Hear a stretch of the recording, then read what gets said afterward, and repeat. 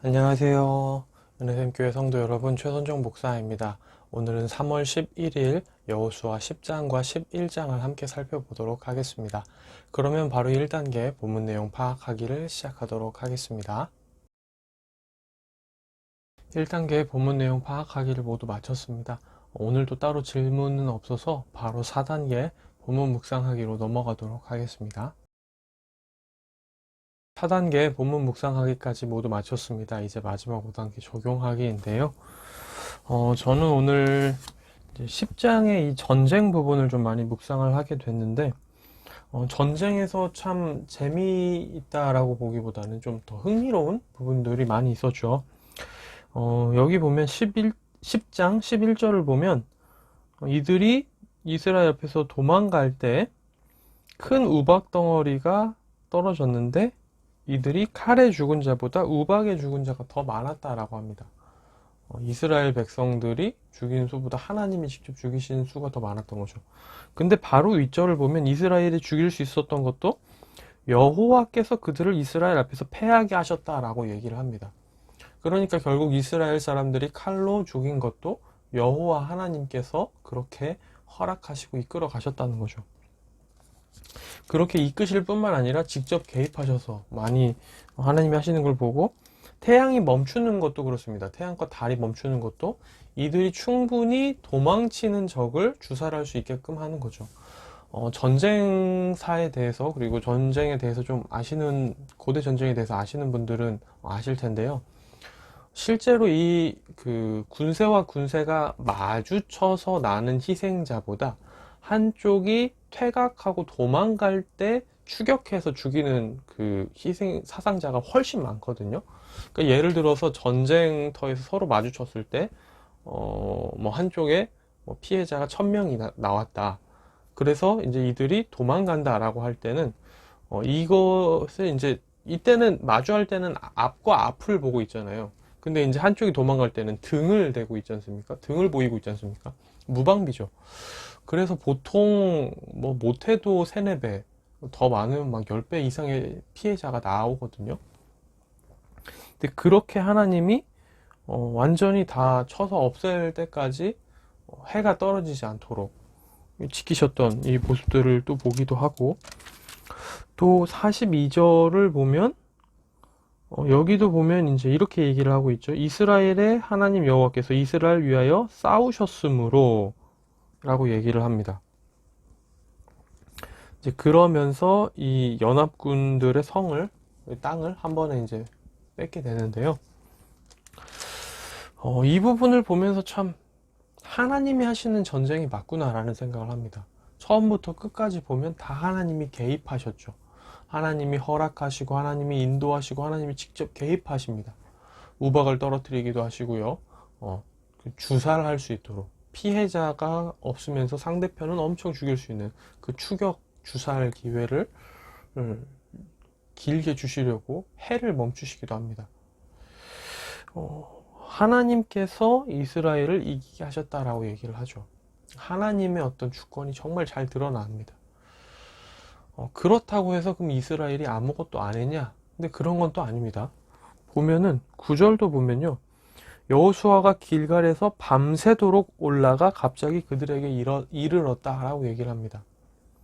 그러니까 하나님이 분명히 전쟁을 이끄십니다. 그렇다고 사람이 아무것도 안 해도 된다는 건 아니에요. 사람은 그 전쟁터까지 하나님의 말씀에 순종해서 가야 합니다. 지체 없이 가야 하는 거죠. 설령 밤새도록 가는 것처럼 힘들고 어려울 수 있습니다. 우리가 전쟁터에 도달하는 길은 어렵고 힘들 수 있어요.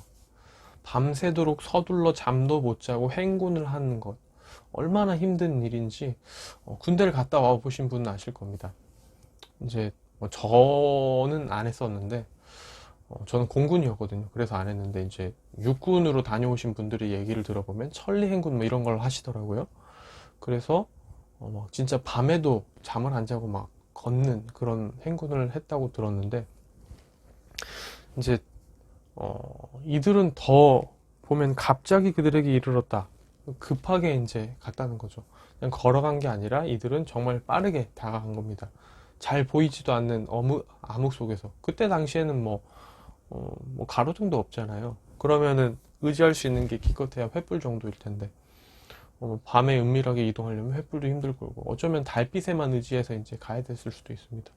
발밑도 잘 보이지 않고 빠르게 가야 하고 잠도 못 자고, 전쟁터까지 다다르는 것도 쉬운 일은 아닙니다. 어렵습니다. 그런데 우리가 하나님의 말씀에 순종하여 지체 없이 전쟁터에 도착하기만 한다면, 그 이후부터는 하나님이 분명히 책임져 주시고 인도하시고, 또 하나님의 직접적인 개입을 우리가 볼 수 있을 거라는 거죠. 이 10장을 보면서 그런 생각을 좀 많이 하게 됐습니다.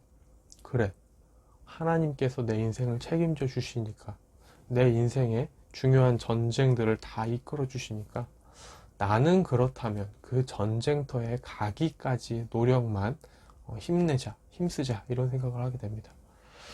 때로는 그게 밤에 급속하게 행군해야 되는 일이라 할지라도, 힘들고 어렵고 위험하고 피곤한 일이 우리 앞에 있다 하더라도, 그보다 더 큰 일, 그보다 더 중요한 일, 그것들은 하나님이 다 책임져 주시는 거잖아요. 급속 행군은 힘들지만 상대편 칼에 맞아 죽을 일은 없습니다. 사상자가 그렇게 많이 나올 수가 없죠.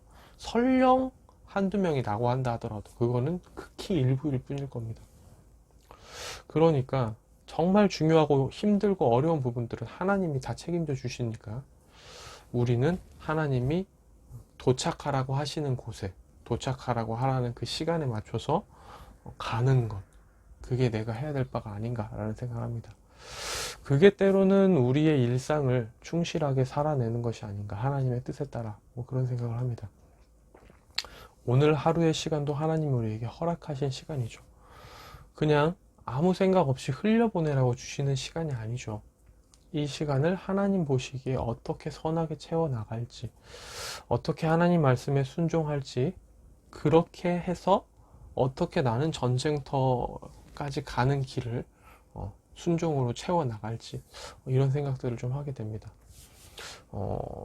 저 같은 경우도 지금 이제 비유지만, 여기 나오는 비유지만, 전쟁터가 이제 제 눈앞에 하나 있거든요.